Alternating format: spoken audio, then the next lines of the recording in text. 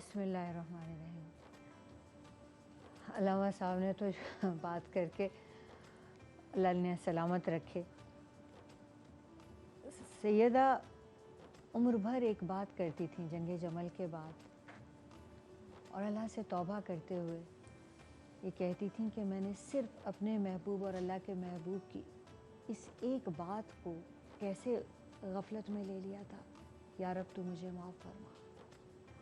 اور فرماتی تھی کاش میں پتھر ہوتی، میں درخت ہوتی، میں ہوا ہوتی، میں ریت کا ذرہ ہوتی، میں بھولی بصری ہوتی۔ آپ بیمار ہوئے رمضان میں، آپ نے روزے کی حالت میں 16واں روزہ رکھا، اسے افطار کے بعد آپ کی طبیعت بگڑ گئی اور آپ وفات پائی آپ نے، اور آپ حضرت عائشہ رضی اللہ تعالیٰ عنہ کے پاس حضرت عباس کے صاحبزادے عبداللہ بن عباس بہت تواتر سے تشریف لاتے تھے، تو آپ انہیں منع کرتی تھیں کہ میرے پاس مت آؤ۔ تو صحابہ نے پوچھا کہ کیوں؟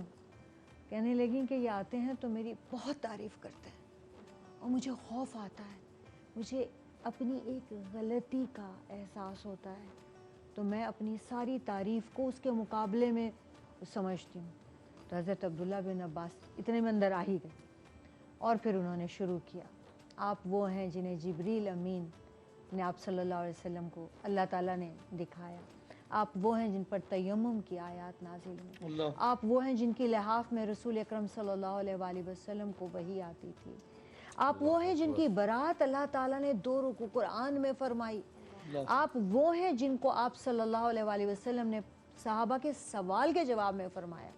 آپ نے پوچھا کہ سب سے اچھا کون ہے، سب سے پیارا کون ہے، سب سے بہترین عورت اس وقت کون ہے؟ تو آپ فرماتے ہیں عائشہ۔ سورہ نور پھر جو اور پوچھا کہ پھر اور مرد؟ آپ نے فرمایا اسی کا باپ، اللہ اکبر، اسی کا باپ، اور 3 بار فرمایا۔ اور آپ نے آخری الفاظ جو فرمائے تو ان میں یہ تھا کہ میں نے سب کا، لوگوں جو آخری خطبہ ہے نا مسجد نبوی کا، لوگوں میں نے سب کا احسان اتار دیا ہے ایک ابو بکر کے سوا، ان کے احسانات مجھ پر اتنے ہیں جو جنت میں میرے ساتھ رہیں۔ سیدنا ابو بکر صدیق رضی اللہ تعالیٰ عنہ 2500 کے قریب احادیث کی راوی حضرت عائشہ صدیقہ، 2210۔ جی قریب 2210 جی 2210۔ اللہ ہماری اماں پہ ہم سب کے ماں باپ قربان، ہماری نسلیں قربان۔ کتنی خوش قسمت ہیں کہ رب نے ان کے گھر کو کائنات کا سب سے بہترین گھر بنا دیا۔ اللہ، بعض کتابوں میں تو یہاں تک لکھا ہے کہ اللہ کو بیت اللہ سے، عرش سے بھی زیادہ محبوب وہ جگہ ہے جہاں امام الانبیاء آرام فرما رہے ہیں۔ وہ مٹی کس کے گھر کی ہے؟ میری آپ کی ماں اماں عائشہ کے گھر کی ہے، کعبہ کا کعبہ۔ اللہ، اور علم طب کو اٹھا کے دیکھیں، علم میراث کو اٹھا کے دیکھیں، تفسیر کو اٹھا کے دیکھیں، فقہ کو اٹھا کے دیکھیں، احادیث کو اٹھا کے دیکھیں، اشعار کو، انصاب کو، جو علوم ممکن ہو سکتے ہیں ان میں ہماری اماں پی ایچ ڈی، بہت چھوٹا لفظ ہے، اس سے بہت آگے تھی۔ اور صحابہ اکرام کہتے ہیں ما اشکل علینا اصحاب محمد، کہ ہمارے اوپر کبھی کوئی مشکل آتی، کوئی مسئلہ سمجھ نہ آتا تو ہم اپنی اماں جان اماں عائشہ کے پاس حاضر ہوتے، فسألنا عائشہ تا الا قد وجدنا عندها منہ علما، تو اماں جان سے ہمیشہ اس کا سلوشن مل جاتا تھا، اس کا حل مل جاتا تھا۔ امام زہری تابعین کے اماموں میں سے ہیں، بڑوں میں سے ہیں، وہ فرماتے ہیں لو جمع علم الناس ثم علم ازواج النبی، تمام انسانیت کے علوم کو اکٹھا کیا جائے پھر حضور کی ازواج کو، لوسعت علم عائشہ، تو امی جان امی عائشہ کا علم سب سے بڑھ جائے۔ اللہ، اس لیے آپ نے فرمایا خذو شطر دینکم من حمیرہ، میری حمیرہ سے آدھا دین حاصل کر لو۔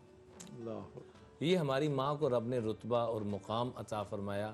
عاجزی، انکساری، سخاوت کا یہ عالم تھا کہ ہمیشہ 1,00,000 درہم بھی سیدنا امیر معاویہ رضی اللہ تعالیٰ عنہ نے بھیجا ہے، بعض دفعہ 1,00,000 درہم ایک دن میں سارا کا سارا خرچ کر دیا، اپنے پاس کچھ بھی نہیں، اور بھیجنے کا انداز کیا ہوتا تھا کہ نہ میرا نام بتانا، نہ میرا سلام دینا، وہاں رکھ کے آ جانا، ہاتھ میں بھی نہ پکڑانا۔ عزت نفس یہاں تک خیال رکھا جا رہا ہے، نہ سلام، نہ میرا نام، اور اگر کوئی پاس آتا تو اس کو ہدیہ کوئی کھلانا پلانا جو اکرام ہو سکتا وہ کرتی.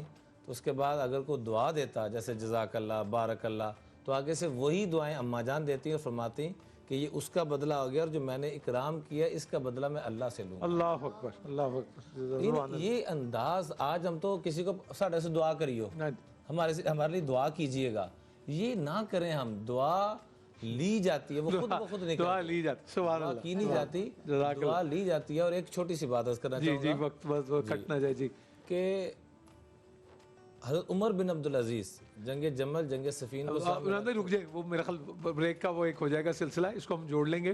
خواتین و حضرات میں وقفے کی طرف جانا ہے اور وقفے کے دوران آپ پروگرام خلاصہ قرآن بھی دیکھیں گے.